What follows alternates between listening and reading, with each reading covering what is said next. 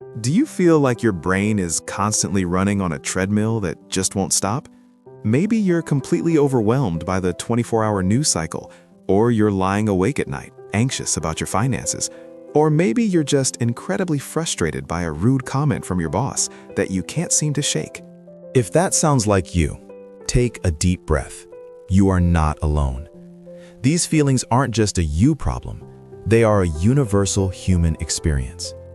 We live in a world that is noisy, unpredictable, and frankly, often chaotic.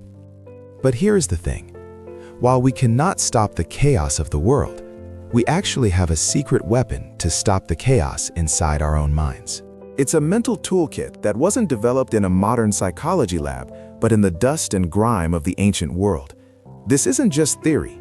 This is the exact same secret weapon used by Marcus Aurelius, the most powerful emperor in Roman history, to stay sane while ruling the known world, and by Epictetus, a man born into the crushing shackles of slavery to find absolute freedom. By the end of this audio, you are going to have that same toolkit, the ancient wisdom that will help you build an inner fortress and remain completely unshakable, no matter what life throws at you. That is a bold promise, but it is one that this book delivers on. Welcome to The Last Read, books for your ears, wisdom for your life. Before we unlock the vault, take a second to hit that subscribe button right now, because you are not going to want to miss a single life-changing lesson we have coming down the pipeline. Today, we are cracking open the Daily Stoic, 366 meditations on wisdom, perseverance, and the art of living. But let's be clear right from the start. This is not just a book you read once, nod at, and shove onto a dusty shelf. It is an operating system, a practical daily manual for living. It is designed to be used, not just admired. As we move through this, we are going to focus on the 3 critical disciplines that structure this book and, effectively, structure a resilient life. We will master the discipline of perception, the discipline of action, and the discipline of will. We aren't going to get bogged down in dry academic theory here. Instead, we are going to hand you some genuine mental superpowers. We're talking about the dichotomy of control, the ability to instantly separate what matters from what is just noise. And we'll explore a concept called Amor, Fati, a mindset so powerful that it allows you to not just tolerate adversity, but actually love it. Now, we are going to distill the absolute essence of these teachings for you right here. But if you are the type of person who wants the physical daily manual to keep on your nightstand, to actually do the work day by day, I highly recommend it. The link to buy the hardcover is waiting for you right in the description. But to understand how this dusty, toga-wearing philosophy made its way from ancient Rome to modern bookshelves, and why it is suddenly the secret weapon of the world's top performers, we have to talk about the man who translated it for the modern age. Ryan Holiday. Now, when you picture a philosopher, you probably imagine an old guy with a white beard, maybe wearing a tweed jacket with elbow patches, sitting in a university library, right? Ryan Holiday is definitely not that. He's a college dropout and a former powerhouse marketing executive for American Apparel. He spent his 20s in the trenches of the media world, mastering the art of viral loops and public attention.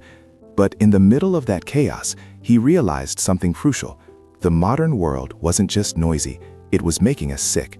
We were drowning in anxiety, distraction, and ego. So, he didn't try to invent a new self-help fad. Instead, he went back 2,000 years. Holiday took the dense, dusty journals of Roman emperors and Greek slaves and stripped away the academic jargon. He turned them into sharp, actionable tactics for the Instagram generation. He didn't treat Stoicism like a history lesson. He treated it like an operating system for high-performance living. And that is why his phone rings for some very specific clients. We're talking about NFL coaches like Bill Belichick and Pete Carroll, special forces operators heading into combat, and CEOs of Fortune 500 companies.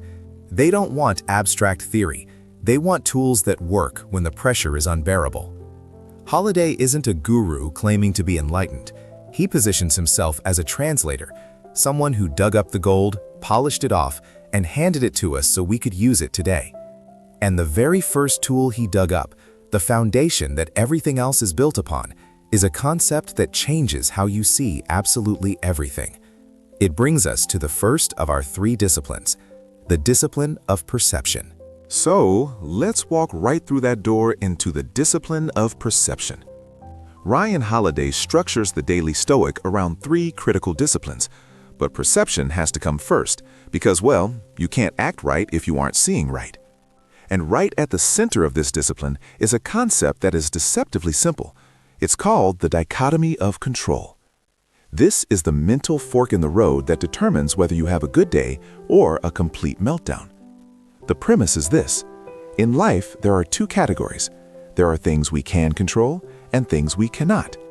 And Holiday argues that pretty much all of our anxiety, our anger, and our frustration comes from confusing the 2. Let's put this into a real-world scenario we've all dealt with: modern air travel. Imagine you are at the airport.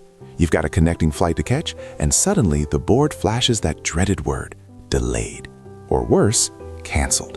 Now, look at the variables here. You have 0 control over the mechanical failure of the engine. You have 0 control over the thunderstorm rolling in over the Atlantic. You certainly have no control over the air traffic control system. Those are external. They are completely outside your sphere of influence. But look at what is within your power: your emotions, your reaction, how you treat the gate agent standing in front of you, whether you use that time to read a book or to scream until your veins pop out. Holiday uses these kinds of examples to illustrate a stark difference in how we live. Picture the person whose luggage gets lost. We've all seen the guy who loses his mind, screaming at the baggage claim staff, ruining his own blood pressure, and making a scene. Does any of that bring the bag back? No. It just adds suffering to an inconvenience. Then compare him to the Stoic. The Stoic realizes the bag is gone. That is the reality. Screaming won't manifest the suitcase, so they accept it. They go to the kiosk, file the claim, and go buy a toothbrush.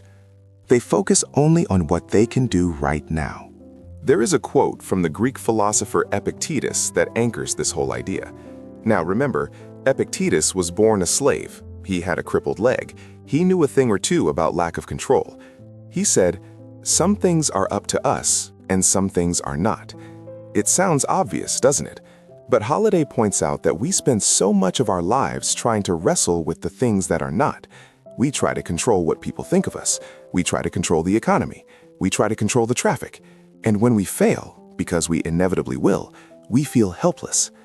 The discipline of perception asks us to ruthlessly filter every event through this question: is this up to me? If the answer is yes, you get to work. If the answer is no, you have to accept it and move on. But here is the catch.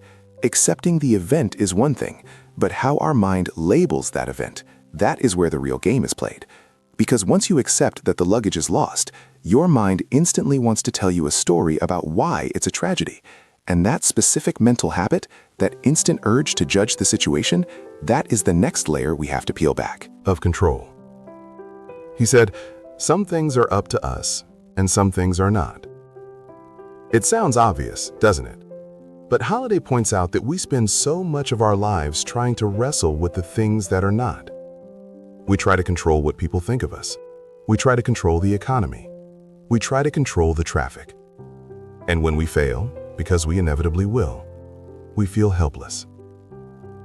The discipline of perception asks us to ruthlessly filter every event through this question: is this up to me? If the answer is yes, you get to work. If the answer is no, you have to accept it and move on. But here is the catch. Accepting the event is one thing, but how our mind labels that event, that is where the real game is played. Because once you accept that the luggage is lost, your mind instantly wants to tell you a story about why it's a tragedy.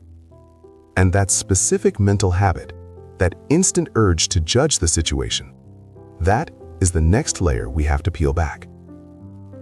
This is where Epictetus hits us with perhaps the most famous line in all of Stoic philosophy. He says, "It is not things that upset us, but our judgment about things." Let that sink in for a second. The event itself is objective. It's just physics. It's just atoms moving around. But our opinion, That is what makes it good or bad. Take getting fired.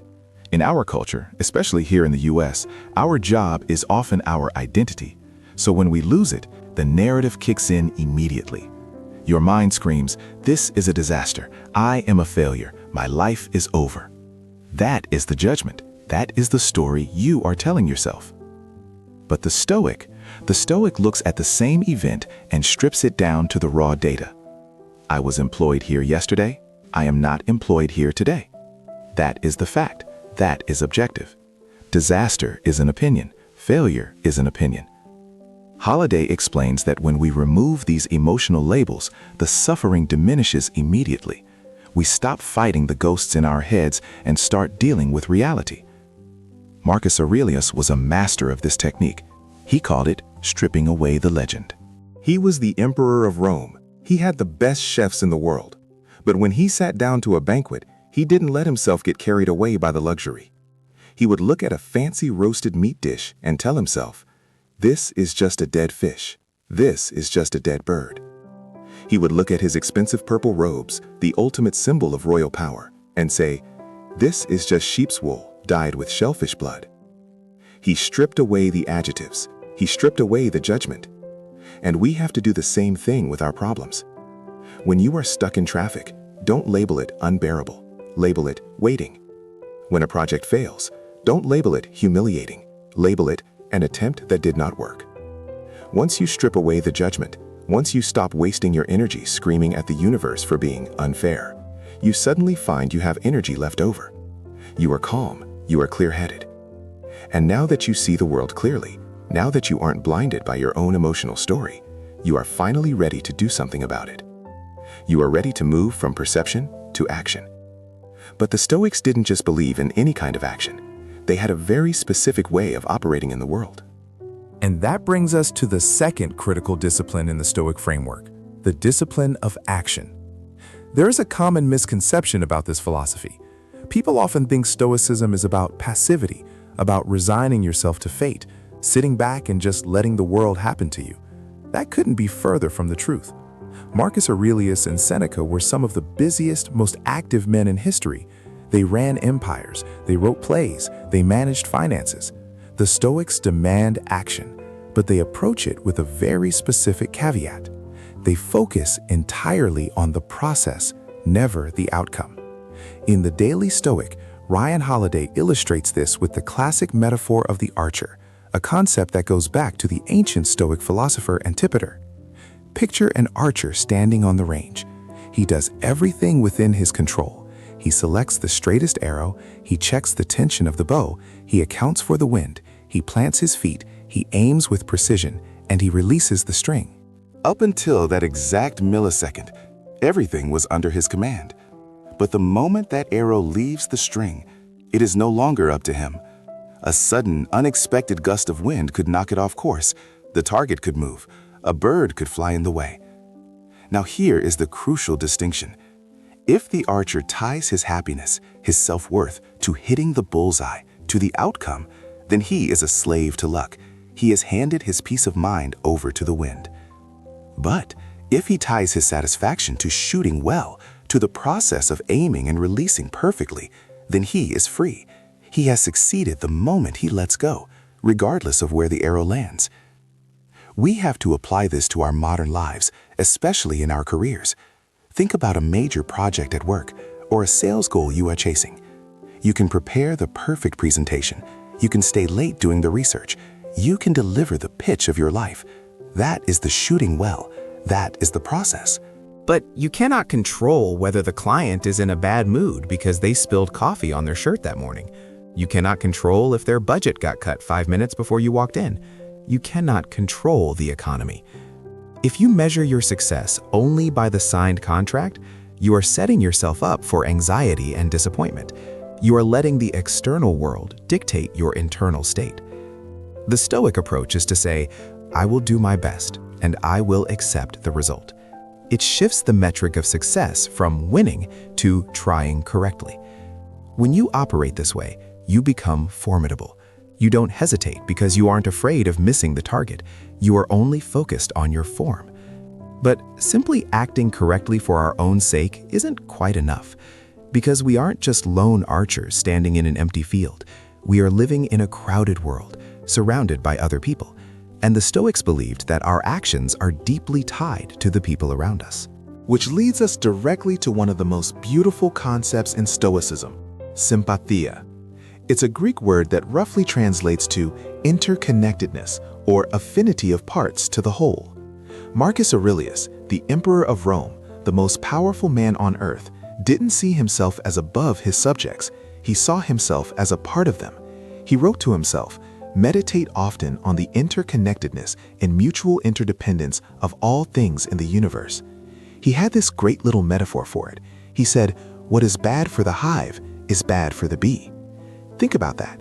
You can't be a healthy bee in a sick hive. If the community suffers, you suffer. If you exploit the people around you to get ahead, you're actually hurting your own ecosystem. You are sabotaging the very vessel you travel in. So, a Stoic doesn't just act for themselves, they act for the hive. This is where the rubber meets the road in our daily lives. It's not just about big, heroic acts, it's about the small, invisible ones. It's returning the shopping cart to the corral when no one is watching, instead of leaving it in the middle of the parking lot to dent someone else's car. It's holding the elevator door for that stranger running down the hall, even when you're late. It's helping a colleague finish a project and letting them take the credit. Why do we do this? Because, as the saying goes, helping others is the rent we pay for being alive. We share this planet. We breathe the same air. And when you help someone else, you are actually asserting your place in reality. You are proving to yourself that you are part of something, not just a lone ego floating in space. It keeps you grounded. It stops your head from getting too big because you realize you are just one small part of a much larger whole. It reminds you that your personal success is meaningless if it comes at the expense of others. When you operate with Sympatheia, you feel lighter. You aren't fighting the world anymore. You're working with it. You are doing your part to keep the hive healthy. But here is the tricky part. You can be the best bee in the world. You can work hard, you can help your neighbors, you can do everything right. And the forest can still catch fire. Disaster can still strike. You can get sick. You can lose your job.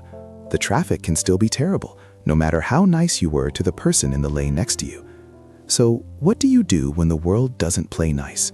What do you do when the outcome isn't just neutral, but actively painful? Well, the Stoics had a weapon for that too. That weapon is the third discipline of Stoicism, the discipline of will. We have talked about perception, how we see the world. We have talked about action, how we behave in the world. Now, we have to talk about what happens when the world pushes back, because it will. This part of the Daily Stoic deals with the things that are entirely outside of our control. The Stoics knew that you cannot control the economy, you cannot control the weather, and you certainly cannot control other people. But you can control your inner citadel. You can control how you endure. But here is where it gets interesting, and perhaps a little counterintuitive. The goal isn't just to grit your teeth and bear it. It isn't just resignation. It isn't just saying, well, I guess I have to deal with this. That is passive. That is weak. The Stoics propose something much more radical. They call it Amor Fati. Translated from Latin, it means a love of fate. Think about that for a second. Loving your fate. Not just tolerating it, but actually embracing it. There is a brilliant metaphor from Marcus Aurelius that Ryan Holiday highlights in the book, and it is the perfect image for this mindset. Marcus describes a blazing fire. If you have a tiny flickering candle and you throw a big wet log on top of it, what happens? The flame goes out. The obstacle crushes it. But if you have a roaring, blazing fire and you throw that same obstacle into it, it doesn't go out. It consumes the obstacle. It turns that log into heat. It turns it into light. The fire gets stronger because of the obstacle.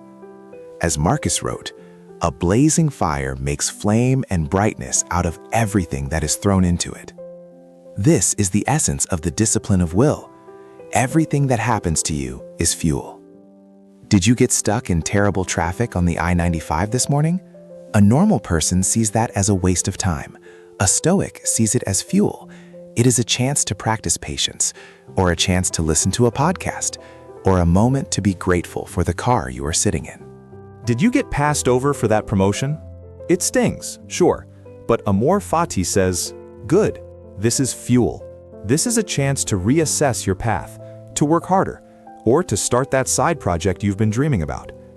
If you get sick, it is a chance to rest and understand your body. If someone is rude to you, it is a chance to practice kindness in the face of hostility. You stop judging events as good or bad. You just see them as raw material. You stop wishing for things to be different, and you start working with what is. It is a powerful shift. It takes the power away from external events and puts it right back in your hands. You become untouchable, because there is nothing the world can throw at you that you cannot use. However, there is one specific reality that scares us more than anything else, one inevitable event that we usually try very hard to ignore.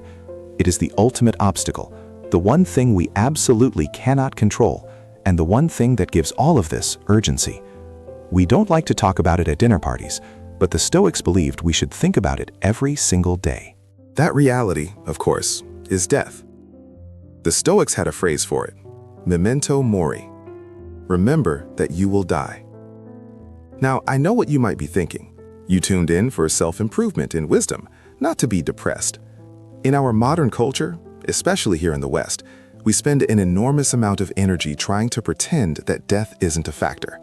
We hide it away in hospitals, we avoid the subject, we act as if we have an infinite supply of tomorrows.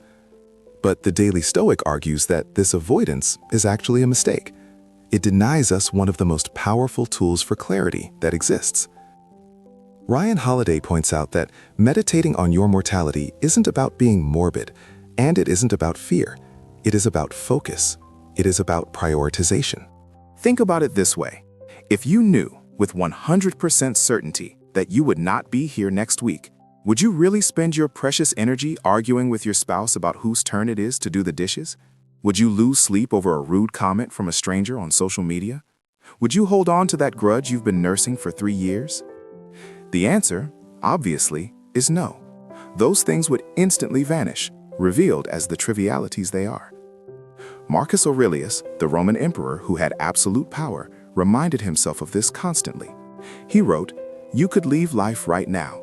Let that determine what you do and say and think." That is the core of Memento Mori. It isn't a threat, it is a filter. Imagine a clock on the wall, ticking down, or a beautiful sunset. The sunset is beautiful precisely because it doesn't last forever. If the sun stayed frozen on the horizon, we would stop noticing it. The scarcity of the moment is what gives it value. When you wake up in the morning, instead of feeling burdened by your to-do list, try to view the day through this lens. You don't have to do these things. You get to do them. You get one more day to be alive, to breathe, to love, to work. This thought strips away the non-essential. It gives you the courage to say no to things that don't matter, so you can say yes to the things that do. It transforms fear of missing out into the joy of being here. So we have covered a lot of ground. We have talked about controlling our perceptions, acting with virtue, loving our fate, and facing our own mortality. But these aren't just isolated philosophical concepts to be admired from a distance. The real magic happens when you weave them together, when you take these 3 disciplines, perception, action, and will, and combine them into a single cohesive lifestyle. The question remains, what does that actually look like on a Tuesday morning? How do we build the perfect Stoic day? It looks like waking up and realizing that while you don't control the weather, the traffic, or the rude email waiting in your inbox, you do control your mind. It starts with perception. You see the world clearly. You don't label that traffic jam as a disaster. It's just cars on a road. It's an opportunity to listen to a podcast or just sit with your thoughts. You strip away the emotional language and see the objective reality. Then you move to action. You don't just sit there passively. You act with purpose. You treat the barista with kindness. You do your work with excellence, not because you want a reward, but because it's the right thing to do. You step forward, even when it's difficult. And finally, will. When things go wrong, and they will, you don't crumble. You accept it. You embrace it. You realize that the obstacle standing in your path is the path. You use the hardship as fuel to become better, stronger, and more resilient. That is the perfect Stoic day. Perception, action, will. Ryan Holiday sums it up perfectly in the book. Control your perceptions, direct your actions properly, willingly accept what's outside your control. It sounds simple, but simple isn't easy, and it's definitely not a one-time fix. You don't read this book once and suddenly become a sage who never gets angry or afraid. Stoicism is a muscle. You have to train it. Marcus Aurelius didn't write his meditations for an audience. He wrote them for himself, every single day. He was the most powerful man in the world, and yet he still had to remind himself to be humble, to be patient, to be good. If the Emperor of Rome needed a daily reminder, chances are, so do we. That's why the Daily Stoic is designed the way it is. It's not meant to be devoured in a weekend and put back on the shelf. It's meant to be a companion, a daily ritual. You read one page, you think about it, you apply it, and then you do it all over again the next day. This has been The Last Read. We hope this deep dive has given you the tools to face whatever life throws at you, with a little more calm and a lot more courage. If you want to build this library of wisdom in your own life, make sure you subscribe to our channel. We have plenty more books to explore, and you won't want to miss what's coming next. Remember, philosophy isn't just for the classroom. It's for the boardroom, the living room, and the morning commute. Mastering your mind starts with one small step. Check the link in the description to get the book. Go out there and seize the day.